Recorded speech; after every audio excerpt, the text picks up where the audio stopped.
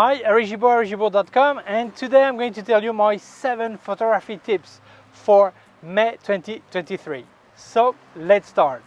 Advice number 1. Very often we say look at direction of light, where it's coming from, how it impacts on your subject, how it looks, all this. I would add one thing, the wind. Today it's not really windy, but sometimes it's windy and you see the trees they're going one way, or the waves, or the clothes, or everything. So that's really important. Check the wind, because that could be a brilliant element to use it for composition in your picture.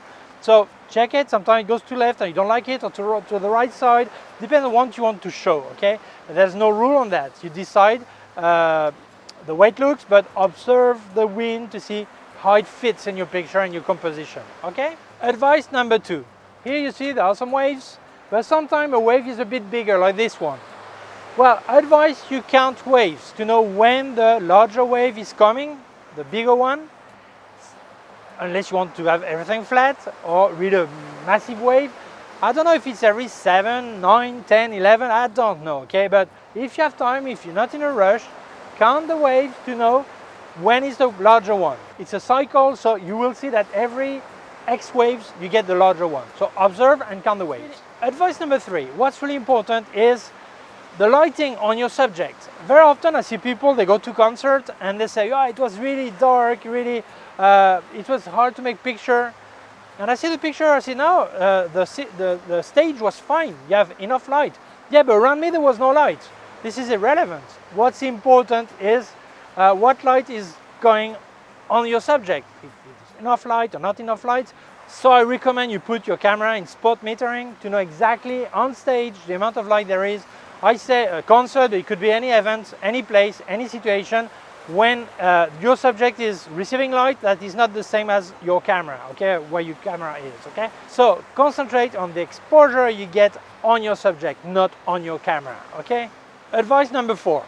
Well, it has to do with advice number 3, but it's a bit different.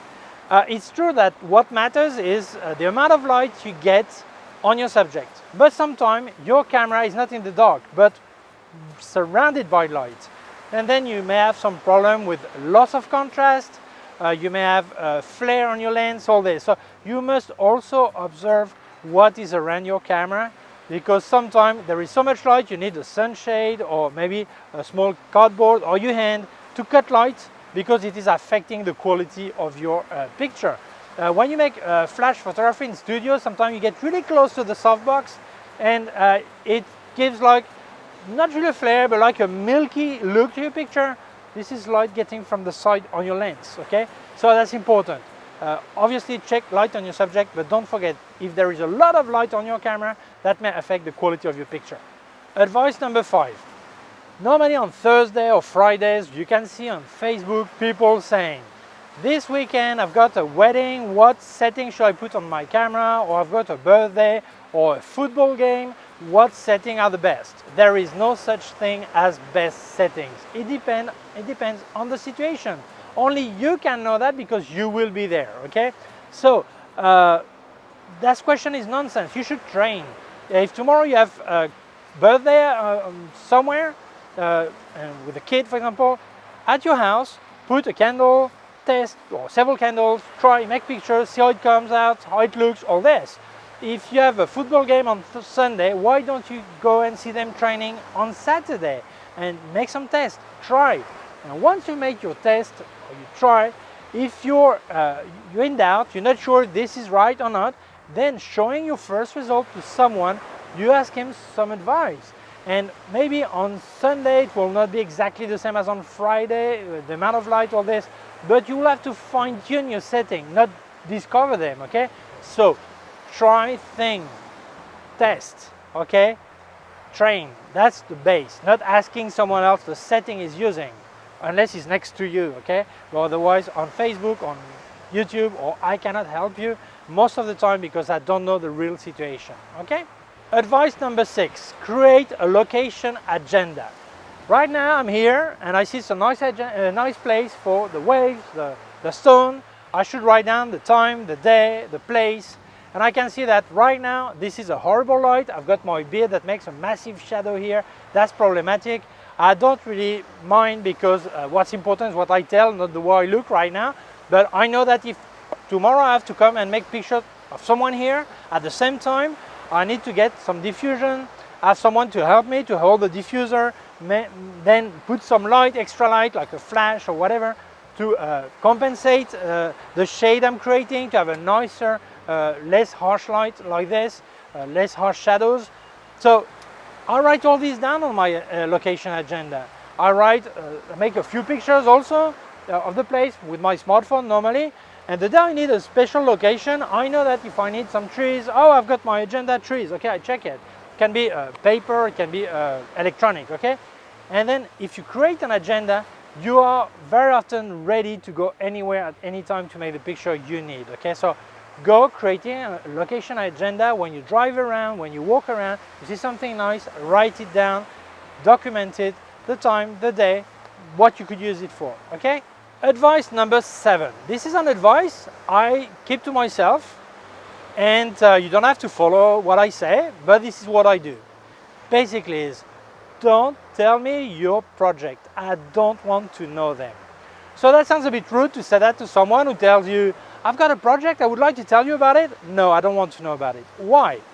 Because first, when you start to be on social networks and some people know you, every time you publish something, they think you've copied someone else, because many people think that everything is invented. Now, the ingredients are invented, but the recipe is yours, okay? So it comes to a time that I don't want you to tell me your project, because if I had the same project, I abandon it.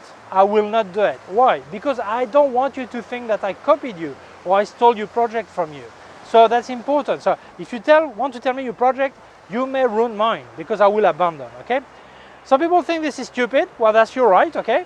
But I remember once a model came to the studio I had, and I had bought a small hat, like a pilot hat, a jacket, all this. I was going to make a session one day with her.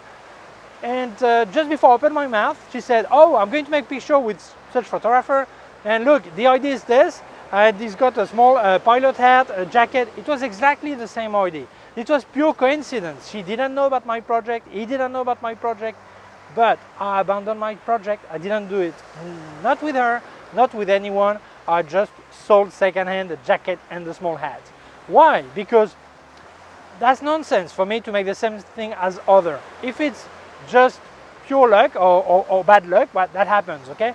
But if someone tells you a project and you have the same, I don't want him to think I stole it, because he will feel bad, I will feel bad. I prefer not to know. So if you have any project, you make it, and once it's made, you show me the picture if you wish, you ask me my opinion if you want, but don't tell me before making it, okay? So that's it. These were my 7 tips, photography advice for May 2023. So thank you for watching. If you feel it may interest other people, please share it on social networks. If you have not done it yet, please subscribe to my YouTube channel. The small button down here is a small bell. If you click on the bell, get notified when I upload a new video. My website, ericgibaud.com. If you have any question, you can leave a comment below. Also leave you links of my gear on Amazon, links of everything I reviewed by K&F Concept, Sandmarc, and Flashes by Westcott, more affiliated links, and also a link to my PayPal account in case you wanted to make a donation. Thank you very much. Please take care of yourself and see you soon. Bye.